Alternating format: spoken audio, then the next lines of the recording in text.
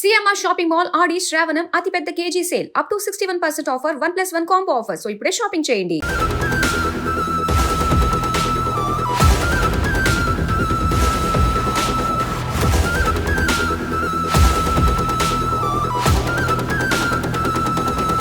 గోదావరి నది ఉప్పొంగి ప్రవహిస్తుంది.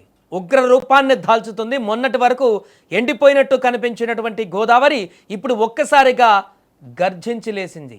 ఎగువన ప్రాంతాలలో కురుస్తున్నటువంటి భారీ వర్షాలకు భద్రాద్రి కొత్తగూడెం జిల్లా భద్రాచలం వద్ద గోదావరి పరవళ్లు తొక్కుతుంది. కేవలం ఒక్కరోజు వ్యవధిలోనే నీటి మట్టం అసాధారణంగా పెరిగిపోవడంతో ఇప్పుడు స్థానికుల్లో టెన్షన్ మొదలైంది.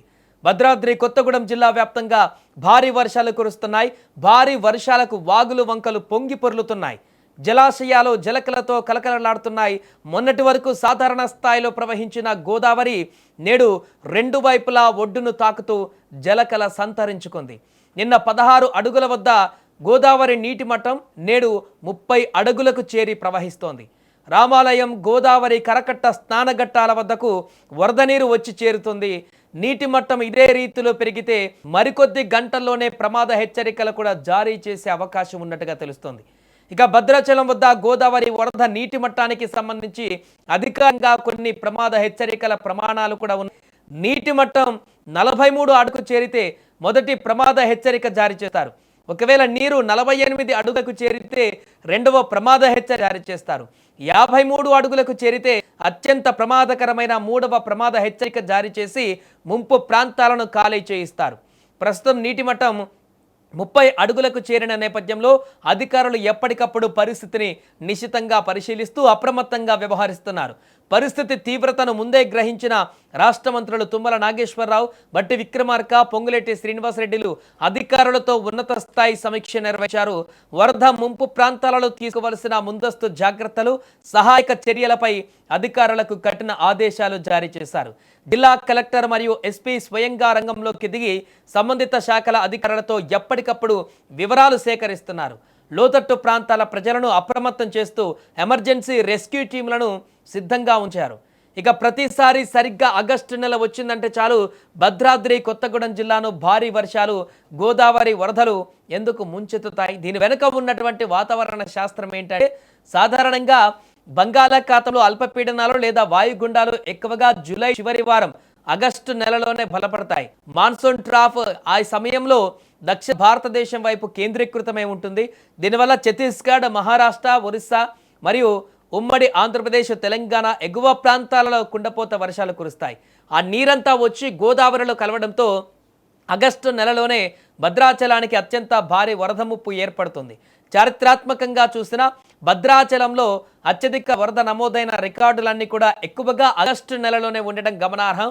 ప్రకృతి ముందు మనుషుల ప్రయత్నాలు ఎంత చిన్నవో ఈ వరదలు మరొకసారి గుర్తు చేస్తున్నాయి. అయినప్పటికీ ప్రాణ నష్టం జరగకుండా ఉండేందుకు యంత్రాంగం అన్ని చర్యలు తీసుకుంటుంది.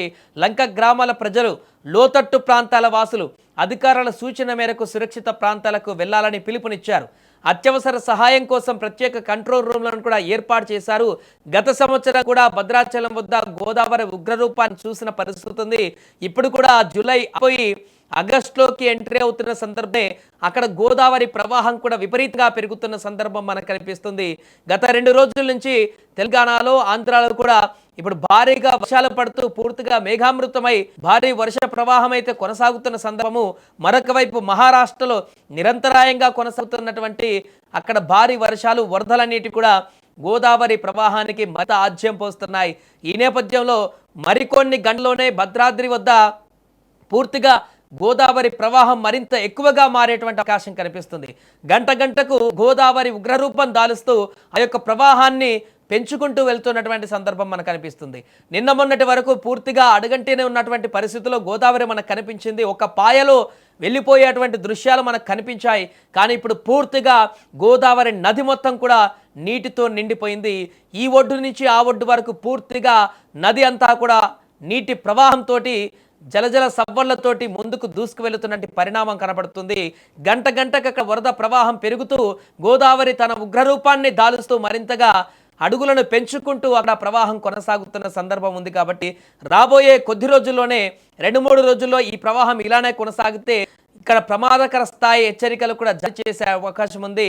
40 అడుగులు దాటి 50 అడుగులకు కూడా ప్రవహించేటువంటి అవకాశం ఉన్నట్టుగా తెలుస్తుంది.